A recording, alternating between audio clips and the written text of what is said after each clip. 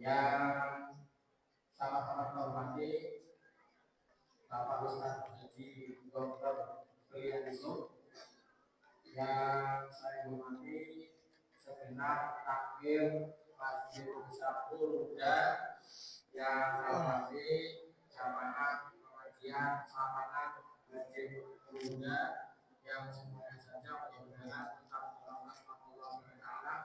Puji syukur marilah kita panjatkan kepada Allah di kesempatan malam hari ini. Allah SWT masih berkenan memperjalankan kita untuk bersama-sama mendengarkan pengajian selamatan yang diadakan oleh Masjid Besar Muda, yang diadakan setiap hari Kamis pagi malam Jumat Pon. Dan untuk malam ini yang akan mendengar, yang akan menyampaikan materi adalah Bapak Ustaz Haji Dr. Haji Pilihan Yusuf. Dia adalah majelis tabligh pimpinan pusat Muhammadiyah. Untuk mempersingkat waktu, dimakan yang terhormat Bapak Ustaz Dr. Haji Pilihan Yusuf. Assalamualaikum warahmatullahi wabarakatuh. Waalaikumsalam warahmatullahi wabarakatuh. Bismillahirrahmanirrahim. Assalamualaikum warahmatullahi wabarakatuh. Alhamdulillah, nahmaduhu wa nasta'inuhu wa nastaghfiruh wa na'udzu billahi min shururi anfusina wa min sayyiati a'malina, may yahdihillahu fala mudilla lahu wa may yudlil fala hadiya lahu.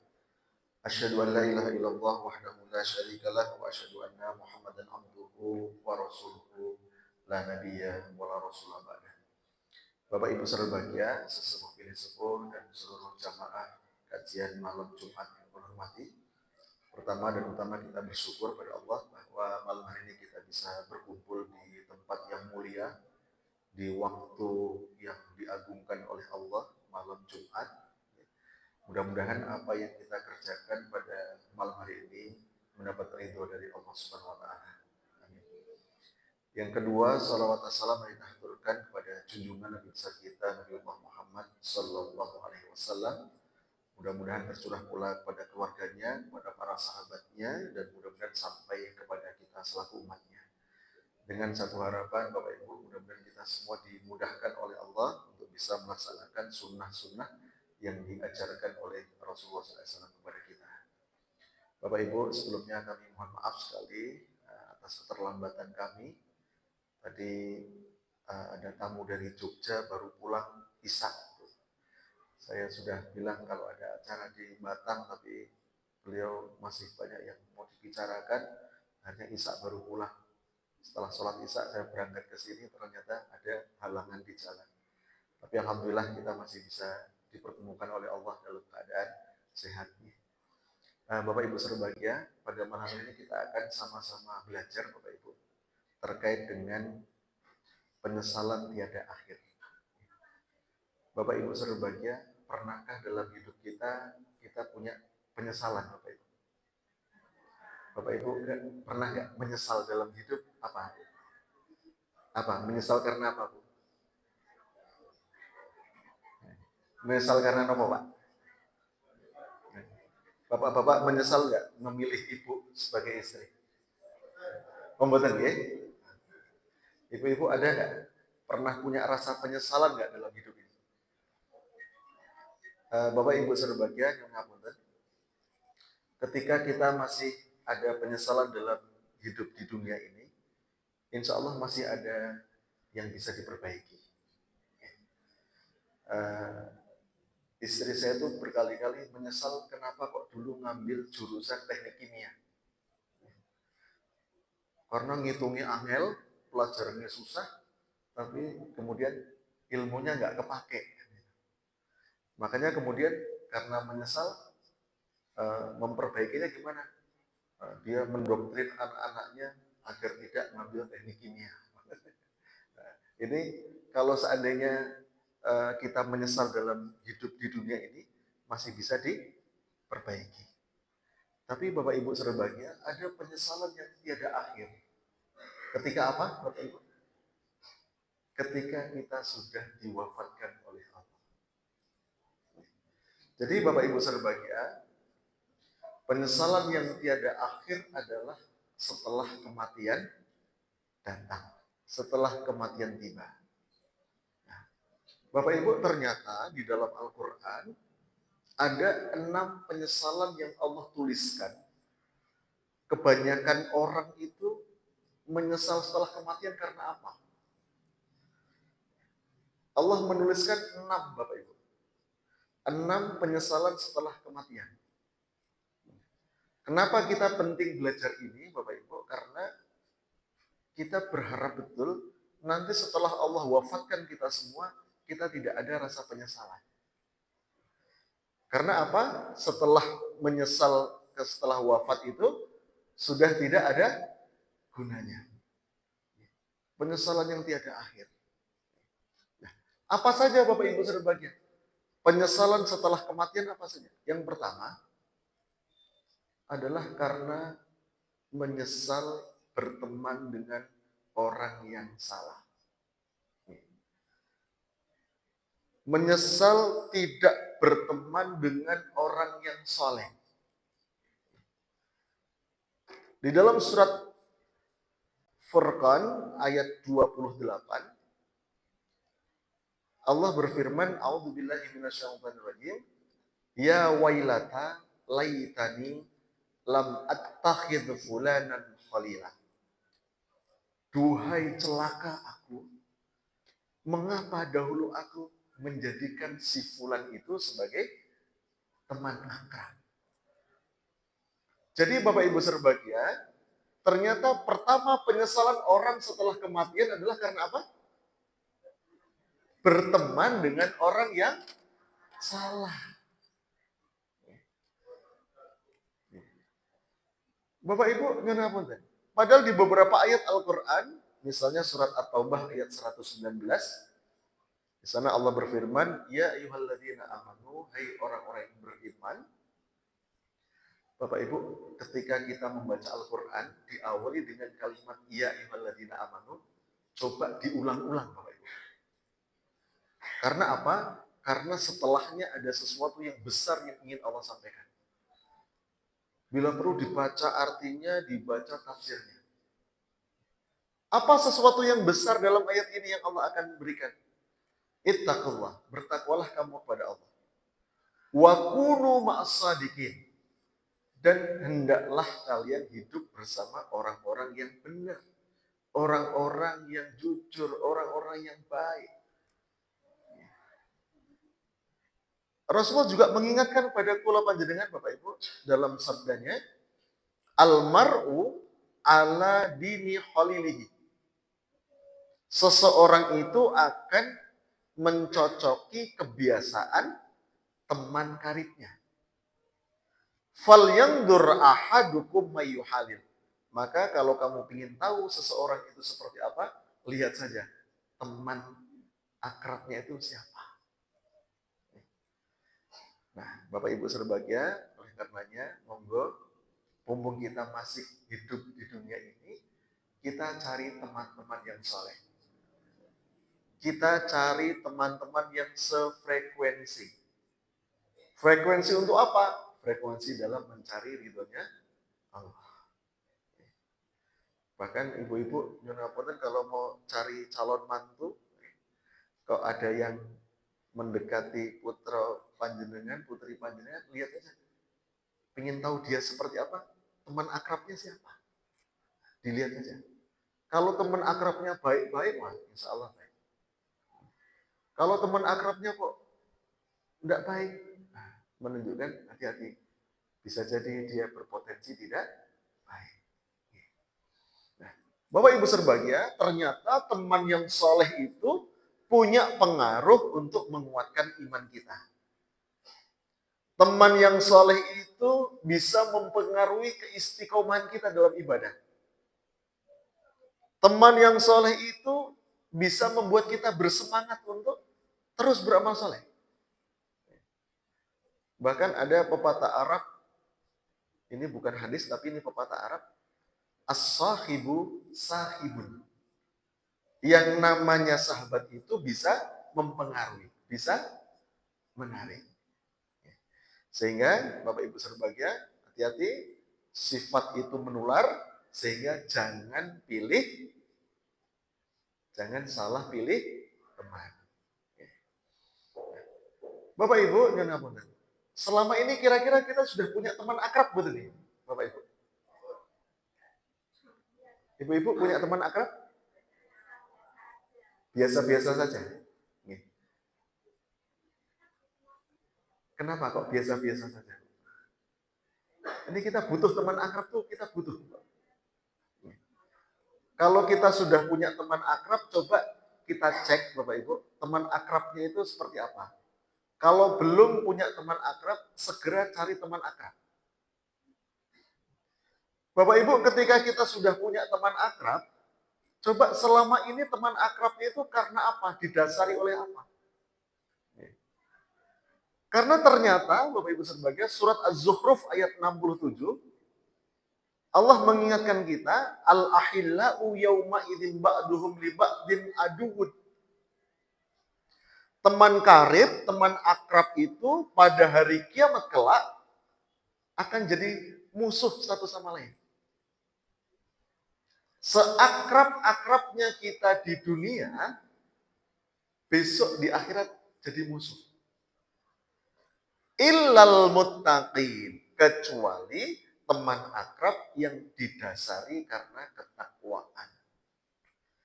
Sehingga Bapak Ibu berbahagia, mari kita cari teman-teman akrab yang didasarkan karena ketakwaan. Ketika kita sudah punya teman akrab saat ini, coba kita cek. Kira-kira saya berteman dengan dia tuh karena apa sih? Kalau misalnya karena harta, karena banyak Bapak Ibu, berteman karena harta, berteman karena kedudukan. Ketika saya di Jogja, rumah kami di Jogja itu dekat masjid, ada satu jamaah, dulu ketika beliau jadi rektor, setiap kali ke masjid disalami, semua orang nyalami. Apalagi dosen-dosen yang ada yang beliau jadi rektor di situ. Nyalami. Begitu beliau sudah tidak jadi rektor, tidak ada satupun jamaah yang nyalami. Berarti kira-kira dasarnya apa itu? Ya karena pingin jabatan, pingin aman. Nah, Bapak Ibu berbahagia, hanya teman akrab yang didasari karena ketakwaan yang besok tidak jadi musuh. Nah, ini yang pertama Bapak Ibu. Menyesal karena tidak punya teman yang saleh. Berteman dengan orang yang salah. Yang kedua, penyesalan setelah kematian adalah menyesal karena tidak beramal saleh. Surat Fatir ayat 37, Bapak Ibu. A'udzubillahi minasyaitonirrajim wa hum yastarikhuna fiha. Orang-orang kafir itu berteriak di dalam neraka. Apa yang mereka teriakkan? Rabbana ahrijna. Ya Allah, keluarkan kami dari neraka ini. Na'mal salihan ghairal ladzi kunna na'mal. Kami akan beramal soleh yang dahulu ketika di dunia kami belum beramal soleh. Bapak Ibu nyuwun ngapunten. Nanti banyak yang menyesal Bapak Ibu. Kenapa ketika malam Jumat ada pengajian di Masjid Nurul Huda, aku nggak ikut? Padahal aku tahu ada pengajian. Padahal saya baca flyernya. Kenapa kok nggak ikut pengajian? Mereka menyesal. Bahkan Bapak Ibu berbahagia, sampai hal-hal yang kecil-kecil. Bapak Ibu nate bersin betul? Nate bersin betul? Bu? Pripun bersin itu? Wajing. Ketika kita bersin, apa yang disyariatkan? Kita membaca apa? Memuji asma Allah. Alhamdulillah. Orang kok tidak mengucapkan Alhamdulillah ketika bersin? besok menyesal.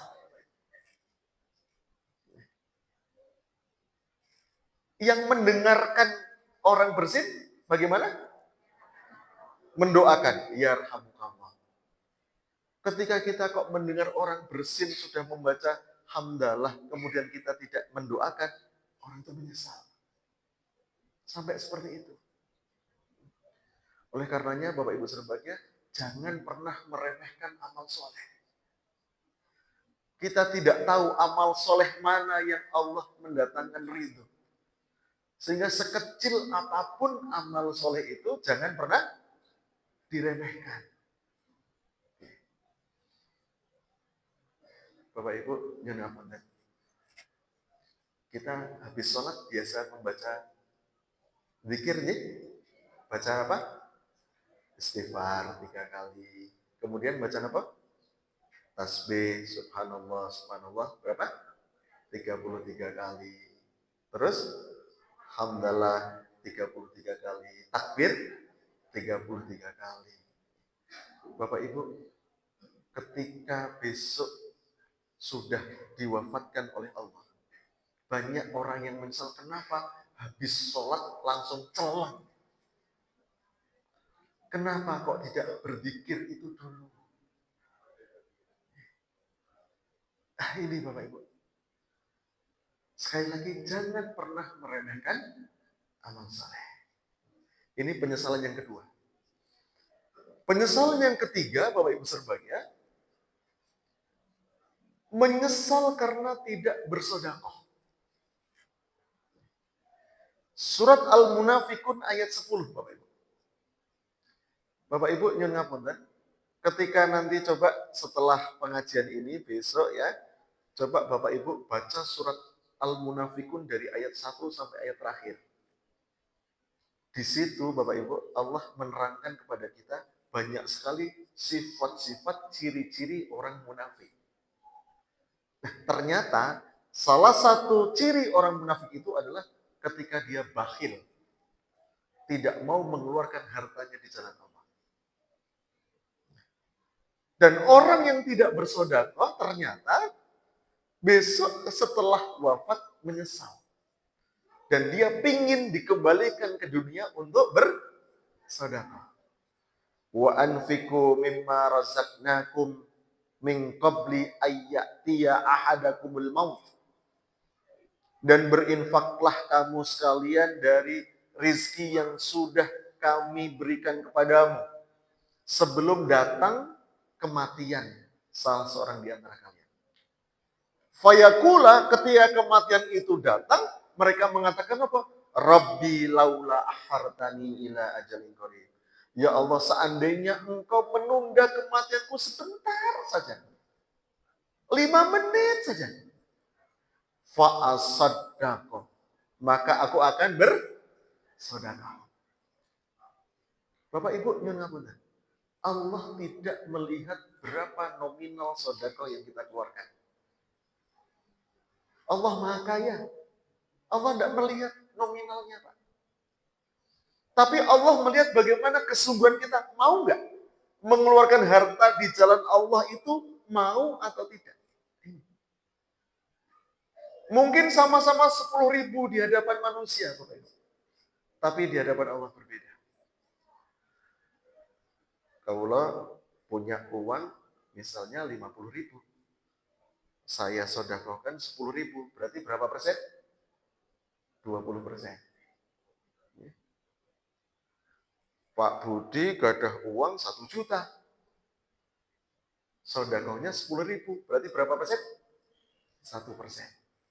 Sama-sama di hadapan manusia, nominalnya sama di hadapan manusia, tapi di hadapan Allah beda. Sehingga Bapak Ibu berbahagia, monggo kita berupaya untuk sedekah ini menjadi lifestyle kita. Ini adik-adik apa ini? Sekolah apa ini, Pak? MTS, pondok. Oh, Hafizul Quran. Adik-adik biasa dikasih uang saku nggak sama orang tua? Biasa, ya. Coba sisihkan uang saku kalian untuk sedekah. Nah, dari kecil dibiasakan untuk sedekah. Jadi Bapak Ibu berbahagia, kelak banyak orang yang menyesal kenapa kok tidak bersedekah. Sehingga Bapak Ibu monggo, ya, Allah sekali lagi tidak melihat nominal sedekah kita. Tapi Allah melihat mau enggak kita kesungguhan untuk mengeluarkan harta di jalan Allah, mau atau tidak. Ini penyesalan yang ketiga. Penyesalan yang keempat, Bapak Ibu berbahagia, banyak orang yang menyesal karena tidak mengikuti petunjuk Allah. Surat Al-Mulk ayat 10.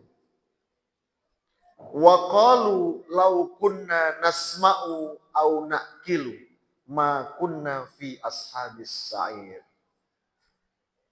Mereka mengatakan, andaikan dulu kami mendengarkan atau kami memikirkan peringatan Allah itu, niscaya kami tidak termasuk di dalam penghuni neraka sa'ir. Jadi Bapak Ibu berbahagia, ternyata besok banyak orang yang menyesal karena tidak mengikuti petunjuk Allah. Dan Bapak Ibu berbahagia, ternyata kalau kita perhatikan, masalah-masalah yang terjadi dalam kehidupan sehari-hari kita, kalau diambil, ditarik benang merahnya karena apa? Karena tidak mengikuti Al-Quran. Bapak Ibu nyuwun ngapunten. Tadi ada tamu dari Jogja itu salah satunya niku berkonsultasi terkait dengan warisan. Orang tuanya punya warisan kalau di nominal rupiah kan itu kurang lebih 12 miliar. Mereka 6 bersaudara. Tapi sudah 3 tahun tidak selesai-selesai masalahnya. Saya dengarkan dulu, ini apa sih masalahnya? Setelah mereka udah ngomong semua, saya sampaikan kepada mereka, Bapak nyun ngapunten. Kenapa kok masalah ini tidak selesai-selesai? Kenapa warisan ini bermasalah? Ini karena tidak mengikuti Al-Quran. Titik. Coba kalau Bapak Ibu kok mengikuti Al-Quran, masalah warisan selesai dalam 1 jam. Di Al-Quran sudah jelas. Siapa yang mau dapat setengah? Siapa yang mau dapat sepertiga? Siapa yang mau dapat seperempat? Yang mau dapat 1/6, yang mau dapat 1/8, ada semua. Kenapa? Kok masalah itu timbul? Karena mengikuti hawa nafsu, Bapak Ibu. Tidak mengikuti petunjuk Al-Quran. Bapak Ibu, jangan ngapunten. Masalah yang terjadi dalam kehidupan kita sehari-hari seringnya apa, Bapak Ibu? Bapak Ibu sering ada masalah hutang piutang, benar? Ibu-ibu menate mboten? Diutangi kalau tonggone kemudian nggak bayar-bayar. Sering, Bu? Oh, sering. Kenapa kok hutang piutang kok bermasalah? Karena tidak ikut Al-Quran. Coba perhatikan Bapak Ibu. Ayat yang terpanjang di dalam Al-Quran, Al-Baqarah 282, itu terkait dengan hutang piutang. Di dalam Al-Baqarah 282 itu disebutkan ketika kita hutang dengan orang, itu harus ditulis nominalnya. Sering boten Bapak Ibu kita nulis nominalnya? Hutang itu harus ditulis, tanggal berapa hutangnya. Jumlahnya berapa. Mau digunakan untuk apa. Mau dikembalikan kapan. Itu harus ditulis. Tapi betapa malas kita untuk menulis hal seperti ini. Wah, paling 200.000 ditulis. Karo konco dewe. Yang kedua Bapak Ibu, Al-Baqarah 282 ketika kita hutang piutang harus menghadirkan saksi. Pernah enggak Bapak Ibu ketika kita mau hutang sama orang atau dihutangi oleh orang, kita bawa saksi? Nanti apa bener? Jujur mawon. Enggak pernah. Nah, kenapa kok bermasalah? Nah, ini karena tidak mengikuti Al-Quran. Apalagi Bapak Ibu, masalah yang sering terjadi dalam kehidupan kita sehari-hari apa paling?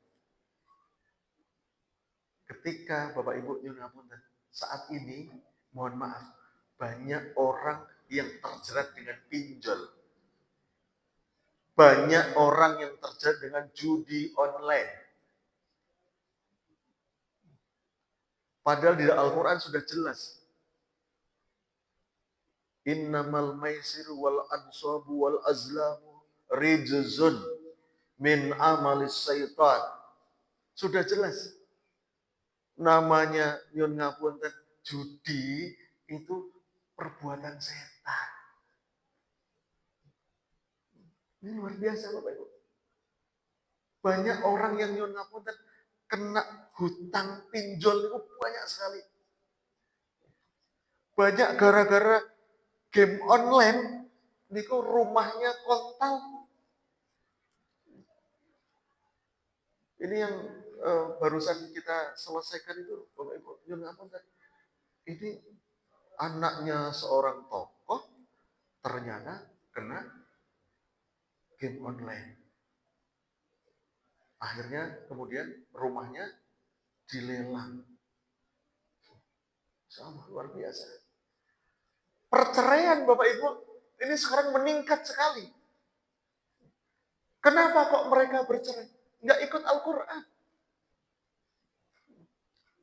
Padahal Bapak Ibu serbagai ketika kita hidup kok mengikuti Al-Quran, niku akan nyaman-nyaman saja hidupnya. Tapi sekali lagi, orang kok tidak mengikuti Al-Quran dalam hidupnya, pasti bermasalah.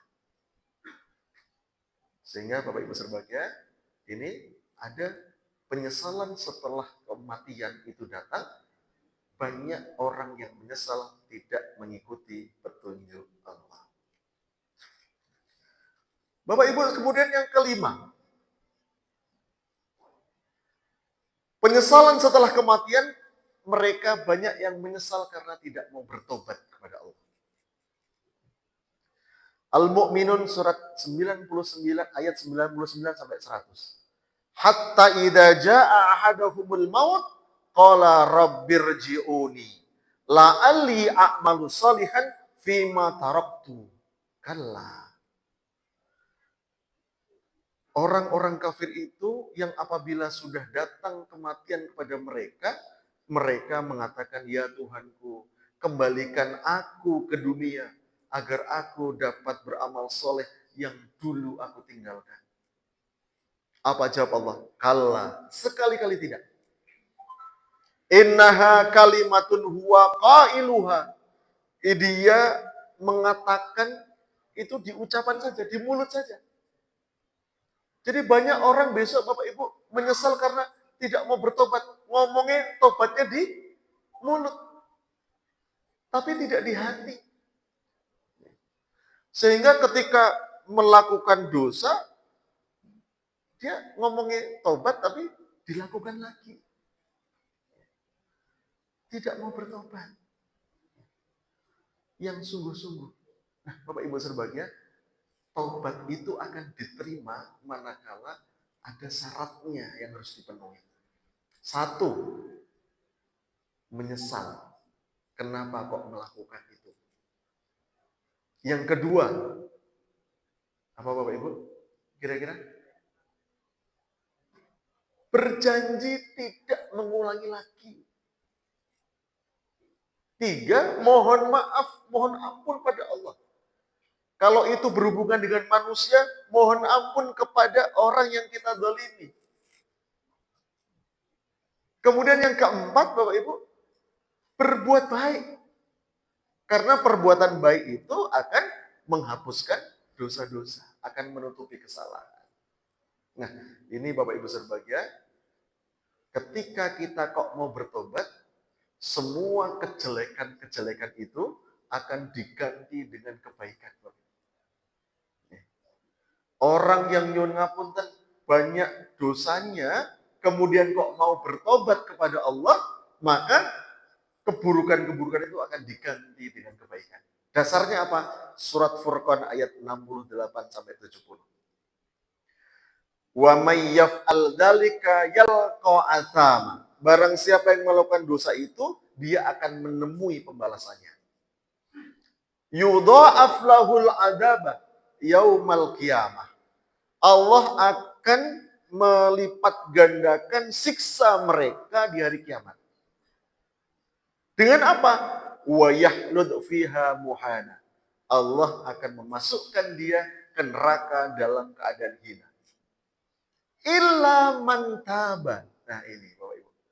Kecuali orang-orang yang mau bertobat atas dosa-dosanya. Wa man amilas amalan salihan, dan dia mau kemudian setelah bertobat beramal soleh. Faulaika yubaddilullahu sayyiatihim hasanat. Orang-orang seperti ini kok mau bertobat setelah melakukan dosa, semua kesalahan-kesalahan yang dia lakukan itu diganti dengan kebaikan-kebaikan. Wa kana Allahu ghafurur rahima, dan Allah itu Maha Pengampun lagi Maha Penyayang.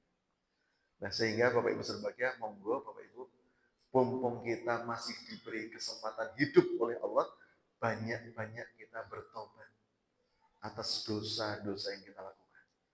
Bapak Ibu, kira-kira dosa kita banyak atau banyak sekali? Kata apa kata banget? Mari Bapak Ibu, mumpung kita masih diberi kesempatan hidup oleh Allah, kita banyak bertobat atas dosa-dosa kita. Bapak Ibu berbahagia, bagaimana jika sudah terlanjur mendolimi diri sendiri? Apa yang harus dilakukan? Surat Ali Imran ayat 135. Walladzina idza fa'alu fahisatan aw dzalamu anfusahum, dan orang-orang yang apabila dia mengerjakan perbuatan keji, perbuatan dosa, dan dia mendolimi diri mereka sendiri, apa yang harus mereka lakukan? Satu, dzakarullah, segera ingat pada Allah. Yang kedua, fastaghfaru lidzunubihim, banyak beristighfar, banyak minta ampun atas dosa-dosa mereka. Kemudian walam yusirru ala ma fa'alu, tidak mengulangi dosa itu lagi. Wahum ya'lamun, dan dia tahu kalau itu adalah perbuatan dosa, kok diulangi lagi, itu tidak dilakukan. Nah, inilah Bapak Ibu berbahagia, syaratnya kita diterima taubat oleh Allah. Satu, cepat ingat pada Allah. Dua, segera minta maaf, mohon ampun pada Allah. Tiga, tidak mengulangi pekerjaan itu lagi, perbuatan itu lagi. Ya. Bapak Ibu berbahagia, yang keenam, penyesalan setelah kematian. Ternyata mereka banyak yang menyesal karena mengabaikan salat. Surat Al-Mudassir ayat 42-43. Ma salakakum fi saqar. Apa yang menyebabkanmu masuk ke dalam neraka Saqar? Qalu, mereka menjawab, apa itu? Lam naku minal musallin. Dulu aku ketika di dunia, aku sering mengabaikan sholat. Dulu ketika di dunia, aku sering menunda-nunda sholat.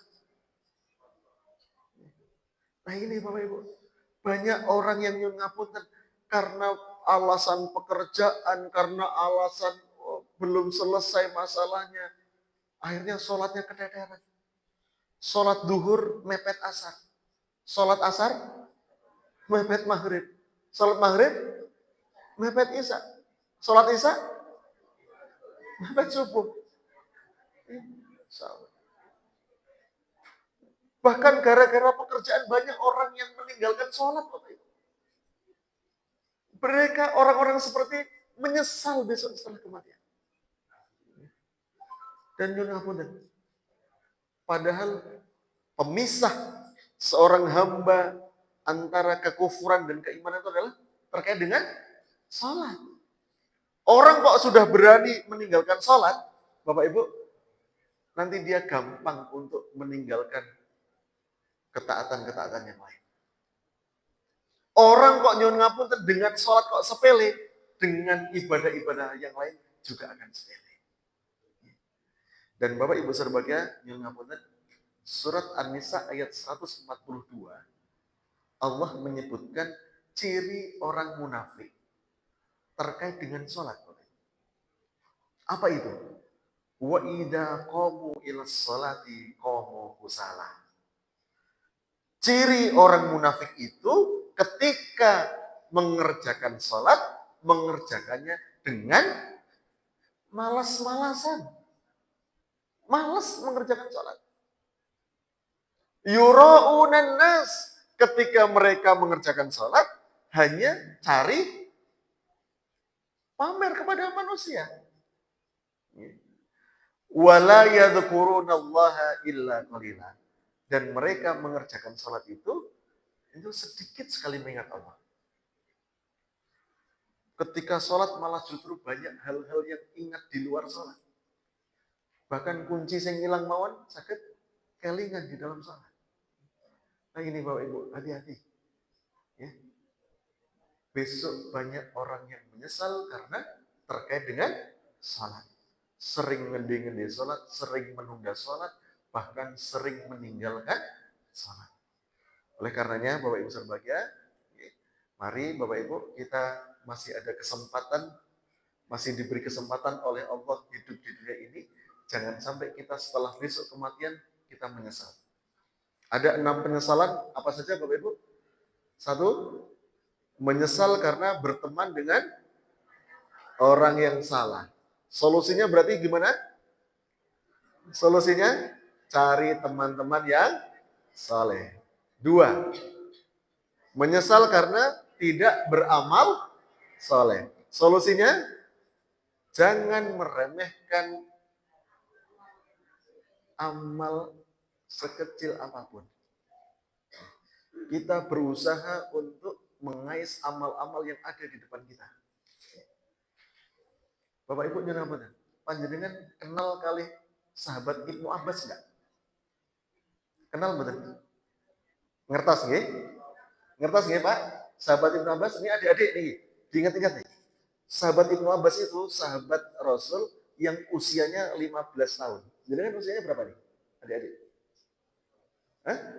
Usianya berapa? 12, 13, 14 ya?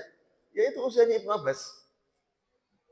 Tapi Ibnu Abbas itu sahabat yang nyuwun ngapunten, dia pandai sekali mengambil peluang kebaikan. Hasilnya luar biasa deh.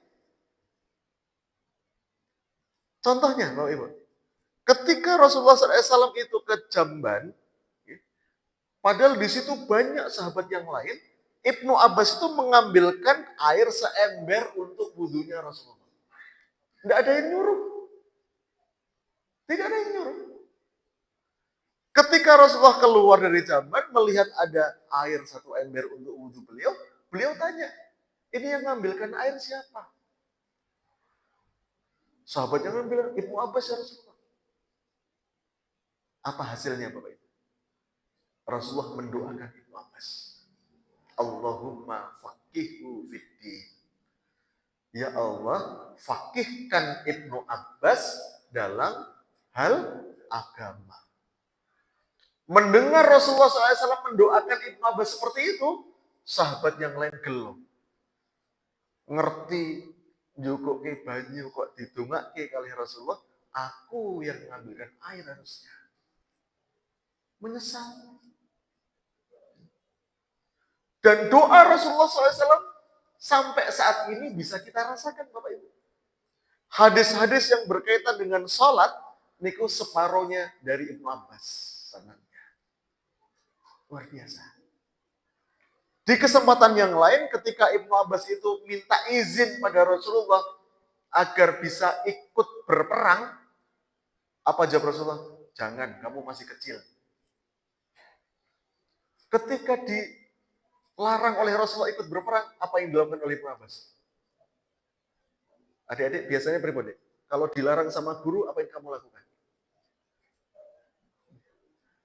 Ibnu Abbas mencari kebaikan-kebaikan yang lain di depannya. Apa itu? Ibnu Abbas yang menyiapkan pelana kudanya Rasulullah. Ibnu Abbas yang menyiapkan pedangnya Rasulullah. Ada yang nyuruh? Tidak ada yang nyuruh. Sehingga Bapak Ibu berbahagia, monggo Bapak Ibu, kita berupaya untuk mengambil kebaikan apapun yang ada di depan kita, kita ambil peluang itu. Tidak perlu ada yang nyuruh. Dan hasilnya luar biasa Bapak Ibu. Ketika Ibnu Abbas tadi menyiapkan pelananya kuda Rasulullah, menyiapkan pedang Rasulullah, lagi-lagi Rasulullah mendoakan Ibnu Abbas. Allahumma barik malahu wa ubruhu. Ya Allah, berkahilah Ibnu Abbas ini umurnya dan hartanya. Ibnu Abbas termasuk salah satu sahabat yang umurnya panjang. Sampai 86 tahun. Dan Ibnu Abbas salah satu sahabat yang kaya raya. Ini salah satu karena doanya Rasulullah. Bayangkan Bapak Ibu, Ibnu Abbas itu ketika lewat di depan kita, ini parfumnya nggak hilang sampai 3 hari. Kinten-kinten parfum apa nih Pak? Panjenengan Pak, kalau taken jenengan nate tumbas parfum apa betul sih Pak? Nate tumbas wangi-wangian apa betul Pak? Pinten tumbasnya yang wangi-wangian Pak? Pinten Bu? 10.000. Niku pinten menit hilang niku Bu. Kalau orang Arab itu Bapak Ibu, untuk tahu bagaimana status seseorang itu dilihat dari parfumnya. Kalau parfumnya bagus, wah berarti ini memang orang kaya. Ibnu Abbas parfumnya 3 hari nggak hilang. Luar biasa. Bapak-bapak nyuwun jenengan kalau tumbas parfum sing larang Pak. Ini untuk syariat kok. Kan ketika kita mau Jumatan disunahkan untuk pakai wangi-wangian. Tapi Pak, tumbas parfum sing larang. Jadi kalau dalam Islam itu tidak boleh kita menghamburkan harta. Tapi kalau kita keluarkan harta itu untuk di jalan Allah, untuk mengerjakan syariat, tidak menghamburkan harta. Tapi jenengan kok gak ada duit sewu, nggih, tumbas togel itu menghamburkan harta. Jadi monggo nanti tumbas parfum yang larang Pak, nggih. Tapi nggih, saya pernah beli parfum 4 juta itu 6 jam hilang, Bu. Nah ini Ibnu Abbas kok 3 hari nggak hilang coba. Nah, ini karena salah satunya doa dari Rasulullah.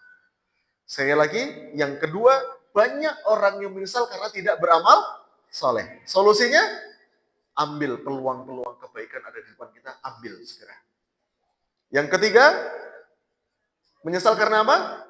Tidak bersedekah. Solusinya berarti kita jadikan sedekah ini sebagai lifestyle kita. Sekali lagi, Allah tidak melihat nominal uang yang kita keluarkan. Yang keempat, menyesal karena apa? Tidak mengikuti petunjuk Allah. Solusinya berarti bagaimana hidup kita ini mengikuti Al-Quran, mengikuti Sunnah. Penyesalan yang kelima apa Bapak Ibu? Menyesal karena apa? Karena tidak bertaubat. Solusinya berarti kita sering perbanyak taubat. Yang keenam, apa? Yang keenam, menyesal karena mengabaikan sholat. Solusinya Bapak Ibu, mari mulai saat ini kita lebih memperhatikan sholat kita. Ini sudah di akhir tahun Bapak Ibu, sudah di akhir tahun 2025. Kita harus punya azam bahwa besok 2026 sholat kita harus semakin baik. Baik sholat wajib maupun sholat sunnah. Sholat sunnah kita tingkatkan kuantitasnya. Kita tambah jumlahnya. Yang mungkin 2025 ini kita mungkin sholat duhanya baru 2 rakaat, besok 2026 harus 4 rakaat. Yang sudah 4 rakaat kita tingkatkan menjadi 6 rakaat. Ibadah-ibadah sunnah kita tambah. Demikian Bapak Ibu berbahagia, ini sudah 9:30. Sekali lagi mohon maaf atas keterlambatan kami datang rawuh di hadapan panjenengan. Mudah-mudahan Allah senantiasa memberikan kepada kita petunjuk jalan yang benar, jalan yang lurus, jalan yang penuh dengan kenikmatan. bukan jalan orang-orang yang sesat, bukan pula jalan orang yang murkai. Mudah-mudahan hidup kita hidup yang manfaat, dan akhir hidup kita mudah-mudahan husnul khatimah. Mari Bapak Ibu kita berdoa, mudah-mudahan doa-doa kita diamini oleh para malaikat yang hadir. Gimana? Oh, mau tanya jawab? Ngomong. Oh ya, enggak.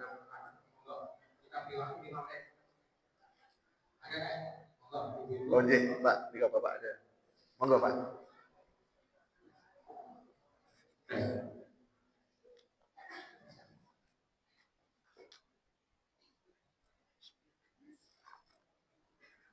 Assalamualaikum warahmatullahi wabarakatuh. Waalaikumsalam. Yang ingin saya tanyakan itu kaitannya dengan tadi dosa karena kita tidak bertaubat. Jadi mungkin ada solusinya, ada trik-triknya untuk kita bertobat yang benar-benar bisa diterima oleh Allah SWT. Mungkin bisa dijelaskan. Terima kasih. Assalamualaikum warahmatullahi wabarakatuh. Waalaikumsalam warahmatullahi wabarakatuh. Ada lagi Bapak Ibu? Mungkin satu lagi ya? Allah, bagaimana ibu-ibu? Ini kami bapak-bapak, ibu-ibu, selamat ya. Monggo.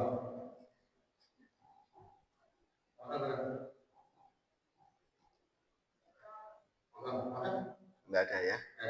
Alhamdulillah. Baik, bagaimana trik ketika kita ingin bertobat? Ini kembali ke Ali Imran 135, Pak. Ali Imran 135 tadi, walladzina fa'alu fahisatan aw dzalamu anfusahum, ketika ada orang yang habis mengerjakan perbuatan dosa, habis mendolimi diri sendiri, satu dzakarullah, segera ingat pada Allah. Segera ingat pada Allah. Ali Imran 135, Pak. Kemudian yang kedua, fastaghfiru lidzunubihim, segera mohon ampun pada Allah atas dosa-dosa yang dilakukan. Bapak Ibu, sebetulnya ada trik di dalam hadis qudsi agar dosa-dosa kita itu diampuni oleh Allah. Triknya apa? 3, Pak. Yang pertama, yabna Adam, wahai anak Adam, apabila dosa-dosamu itu dzunubas sama, membumbung sampai ke langit. Artinya dosa itu yang dilakukan banyak sekali. Summastaghfartani, kemudian kamu kok mau memohon ampun kepadaku. Ghafartu laka, aku akan mengampunimu, kata Allah. Yang kedua, yabna Adam, wahai anak Adam, ketika dosa-dosamu itu kok sebesar bumi. Dosanya kok sebesar bumi. Kamu mendekatiku membawa dosa-dosa itu sebesar bumi. Wala tusyriku bi syai'an. Tetapi kamu tidak berbuat syirik sedikit pun kepadaku. Ghafartu laka, aku akan mengampuni. Jadi, Bapak Ibu Saudara, selain kita mohon ampun pada Allah, yang penting Bapak Ibu jangan pernah kita berbuat syirik. Ketika kita kok tidak berbuat syirik, sebesar apapun dosa yang kita lakukan akan Allah ampuni. Triknya bagaimana Bapak Ibu yang lain agar kita tidak mengulangi dosa? Ini kan disebutkan walam yusirru ma fa'alu, tidak mengulangi dosa itu lagi. Kita cari lingkungan yang baik, Pak. Tadi cari teman-teman yang soleh. Karena betul-betul teman yang soleh itu mempengaruhi kehidupan kita. Sebaliknya, teman yang salah juga mempengaruhi kehidupan kita. Ini baru tadi pagi, adik-adik yang ngapun. Ada anak SMA kelas 2 datang ke tempat kami 3 orang. Ternyata setelah saya periksa, 3-3-nya kena sifilis, Bapak Ibu. Raja singa. Kencingnya sudah nanah. Saya katakan kepada mereka, Mas, kalian bertiga itu jajan di mana? Enggak Pak, ini kami kena seperti ini habis pit-pitan bareng, kemudian kencing di WC umum, baru kena seperti ini. Dalam hati saya Pak, pret. Enggak mungkin kok sifilis itu karena kencing di WC umum, enggak mungkin. Sifilis itu karena apa sih? Penyakit bakteri oleh karena hubungan seksual. Saya sampaikan pada mereka bertiga, Mas kamu kalau tidak jujur sama saya nggak akan sembuh. Akhirnya jujur Pak. Iya Pak, kemarin kami ke Jogja, diajak sama temen yang sudah kuliah di Jogja, di tempat maksiat seperti itu. Akhirnya kita kena seperti ini. Ya wajar. Ini pentingnya kita punya lingkungan yang baik, teman-teman yang soleh. Makanya ini salah satu triknya Pak. Yang jelas Bapak Ibu sebagai Allah Maha Pengampun, Allah Maha mengampuni dosa-dosa kita, sehingga apapun dosa yang pernah kita lakukan Bapak Ibu, mari kita segera bertobat. Mohon ampun atas dosa-dosa yang kita lakukan. Demikian Bapak Ibu sebagai kita doa nih. Mari Bapak Ibu kita sama-sama berdoa. Mudah-mudahan doa-doa yang kita panjatkan ini diamini oleh para malaikat yang hadir sehingga dikabulkan oleh Allah Subhanahu wa taala. A'udzu billahi minasyaitonir rajim. Bismillahirrahmanirrahim. Innallaha wa malaikatahu yusholluna 'alan nabi. Ya ayyuhalladzina amanu shallu 'alaihi wa sallimu taslima. Allahumma shalli 'ala Muhammad. Allahumma shalli 'ala malaikatika muqarrabin wa ahli ta'atika ajma'in bi rahmatika ya arhamar rahimin. Allahumma ighfir lil muslimina wal muslimat wal mu'minina wal mu'minat al ahya'i minhum wal amwat innaka sami'un qaribun mujibud da'wat ya qadiyal hajat. Rabbana zalamna anfusana wa illam taghfir lana wa tarhamna lanakunanna minal khasirin. Rabbana la tu'akhidna in nasina aw akhtana. Rabbana wa la tahmil alaina isran kama hamaltahu 'alal ladzina min qablina. Rabbana wa la tuhammilna ma la taqata lana bih. Wa'fu 'anna waghfir lana warhamna anta maulana fansurna 'alal qaumil kafirin. Allahumma arinal haqqa haqqan warzuqna ittiba'ah wa arinal batila batila warzuqna ijtinabah. Allahumma kfina bihalalika an haramik wa aghnina bifadlika amman siwa. Allahumma la sahla illa ma ja'altahu sahla wa anta taj'alul hazna idza syi'ta sahla. Ya Allah ya Rahman ya Rahim, ampunilah dosa-dosa kami ya Allah. Ampunilah dosa kedua orang tua kami ya Allah. Ampunilah dosa istri dan anak-anak kami ya Allah. Ampunilah dosa guru-guru kami ya Allah. Ampunilah dosa saudara-saudara kami semua ya Allah, muslimin, muslimat, mukminin, mukminat. Ya Allah ya Rahman ya Rahim, berilah kesehatan pada kami ya Allah. Berilah kesehatan pada istri dan anak-anak kami ya Allah. Berilah kesehatan, berilah kesembuhan kepada saudara-saudara kami yang saat ini sedang sakit ya Allah. Dimanapun mereka berada, apapun sakitnya, angkat penyakitnya ya Allah. Berilah kesabaran atas penyakit yang dideritanya ya Allah, sehingga sakit yang dideritanya itu menjadi sarana gugurnya dosa-dosanya. Ya Allah ya Rahman ya Rahim, berilah pertolongan kepada saudara-saudara kami yang ada di Aceh, yang ada di Sumatera Barat, yang ada di Sumatera Utara. Berilah kepada mereka kesabaran di atas kesabaran ya Allah. Kuatkan keimanan mereka ya Allah. Kuatkan ketakwaan mereka ya Allah. Ya Allah ya Rahman ya Rahim, meringankanlah penderitaan mereka ya Allah. Ya Allah ya Rahman ya Rahim, mudahkanlah semua urusan-urusan kami ya Allah. Mudahkanlah urusan ibadah kami. Mudahkanlah urusan akhirat kami. Mudahkanlah urusan dunia kami. Mudahkanlah urusan pekerjaan kami ya Allah. Ya Allah ya Rahman ya Rahim, tunjukkanlah kepada kami jalan yang lurus, jalan yang benar, jalan yang kau anugerahi nikmat, bukan jalan orang-orang yang sesat, bukan pula jalan orang yang memurkai. Ya Allah ya Rahman ya Rahim, jadikanlah kami semua yang hadir di sini ya Allah menjadi hamba-hambamu yang bertakwa kepadamu, menjadi hamba-hambamu yang saleh, menjadi hamba-hambamu yang baik, menjadi hamba-hambamu yang pandai mensyukuri nikmat-nikmatmu, menjadi hamba-hambamu yang kelak akan memasuki jannahmu. Ya Allah ya Rahman ya Rahim, anugerahkanlah kepada kami ya Allah anak-anak yang saleh dan bisa mensolehkan orang lain, anak-anak yang pandai dan bisa membuat orang lain menjadi pandai, bahkan membuat sarana agar orang lain menjadi pandai. Anugerahkanlah kepada kami ya Allah anak-anak yang baik akhlaknya, anak-anak yang cerdas otaknya, anak-anak yang beruntung dalam kehidupannya, anak-anak yang ahlul Quran yang kelak akan memberikan kami mahkota.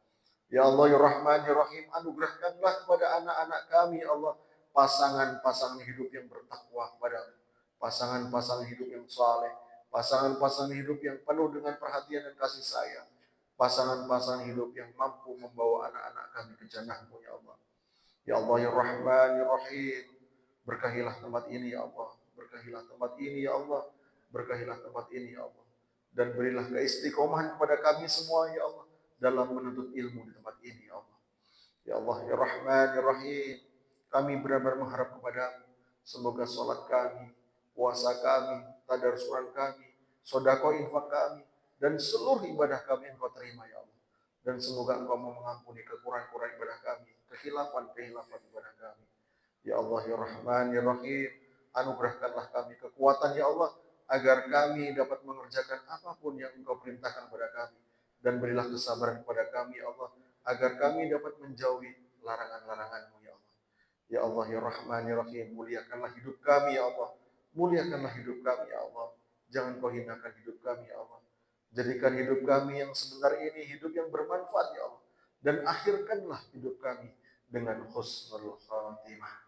Rabbana atina fid dunya hasanah wa fil akhirati hasanah wa qina adzabannar. Subhana rabbika rabbil izzati amma yasifun. Wassalamun alal mursalin. Walhamdulillahi rabbil alamin. Demikian Bapak Ibu berbahagia. Terima kasih atas segala perhatian. Mohon maaf atas segala kekurangannya. Assalamualaikum warahmatullahi wabarakatuh. Waalaikumsalam warahmatullahi wabarakatuh. Jawaban dari pada esok yang sudah menyampaikan